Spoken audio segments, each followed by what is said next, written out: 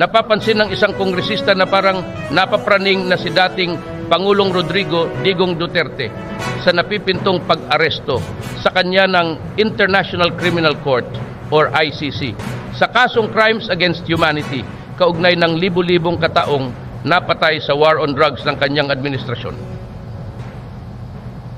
Sinabi ito ni ACT Teachers Party List Representative Franz Castro matapos isiwalat ng dating Pangulo na nakakuha umano siya ng impormasyon na posibleng arestuhin umano siya anumang oras kaugnay sa naturang reklamong inihain laban sa kanya sa ICC.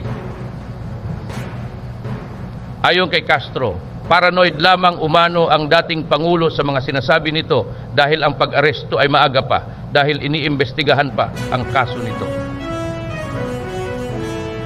Siguro sa ngayon ay hindi pa totoo yan, baka guni-guni lang niya yun, baka paranoid lang siya.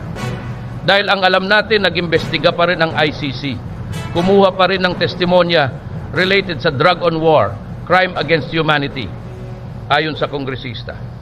Huwag siyang praning at huwag siyang paranoid dahil hindi pa yan. Giit pa niya kay Duterte. Pinayuhan na lang ni Castro ang dating Pangulo na ihanda ang kanyang sarili para harapin ang mga kasong inihain laban sa kanya sa ICC na una rito ay inalas ka rin ni dating Senador Antonio Trillanes Parapart si Duterte dahil napapraning na ito kahit wala pang arrest warrant ang ICC. There is no ICC warrant issued that I know of. Chill lang, masyado naman kayong praning. Darating din yan when you least expect it, tweet ni Trillanes.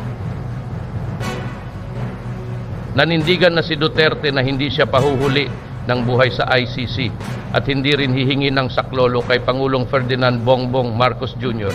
oras na dumating na ang arresting team.